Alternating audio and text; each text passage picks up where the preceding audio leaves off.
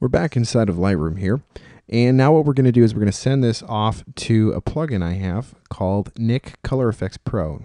Now, if you have the Photoshop variety of this, you could actually do this right in Photoshop, but I don't. So I'm going to choose Edit In, and I'm going to choose Color Efex Pro 4. And it would send it, only I sent it before I started recording this video just so you didn't have to sit there and wait. So I'm going to go over to Color Efex Pro 4, and it's going to bring it in here.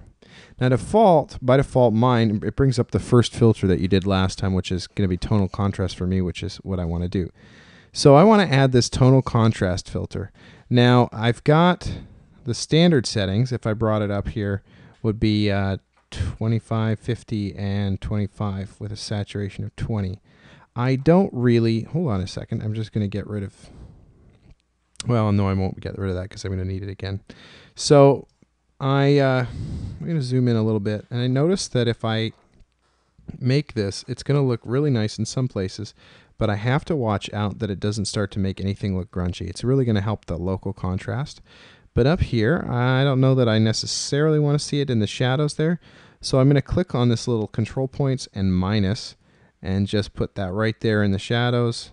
I can dial this in to sort of look, and it's going to look inside of this circle for anything that sort of looks like it's the same color and texture.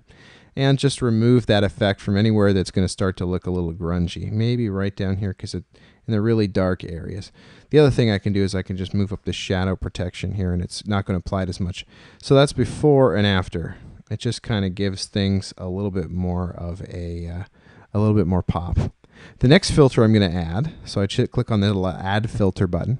The next one I am going to add is actually Pro Contrast. So I'm going to add Pro Contrast, and if I move up this dynamic contrast, it's actually going to increase mid-tone contrast, but it's going to darken the highlights just a bit and brighten the shadows just a bit. So that's before and after, before and after.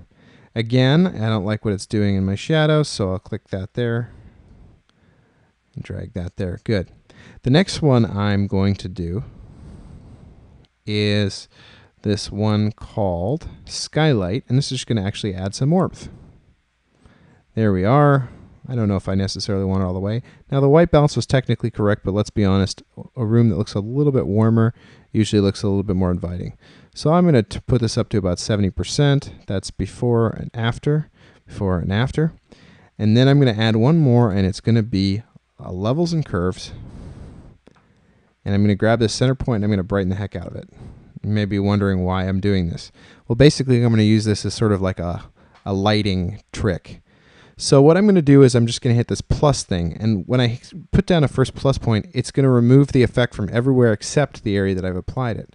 So I click on this, and now it's basically just creating this in the area. Now I can make this bigger or smaller, and I can actually lower the amount of the effect. So that's none of the effect, and that's a little bit of the effect. So I'm going to basically go over here to these areas here that I'm a little concerned they're not bright enough. And I'm going to add, basically, it's like pointing a bit of a flashlight into these areas. And if I want more of the effect, I can bring it up a bit. If I want less of the effect, I can bring down the opacity. I might come down here to this rug in the corner and do that a bit. And I might look at, say, the shadow in here.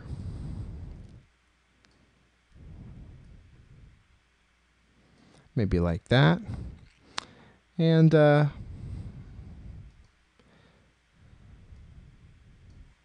we go. Now I can sort of, if I do it like that, it might add a little bit more contrast. But if I find that my shadows are getting a little bit like they're not really having enough contrast, I can just go back here and I'll start to move up this correct contrast. There we go. So this is my image before I started with these filters. This is after. Now the other thing I want to watch out for is I don't want to lose this detail that I've got in here. I may be losing that there, so I'm going to grab a minus control point here on this Pro Contrast and just kind of drop it right there.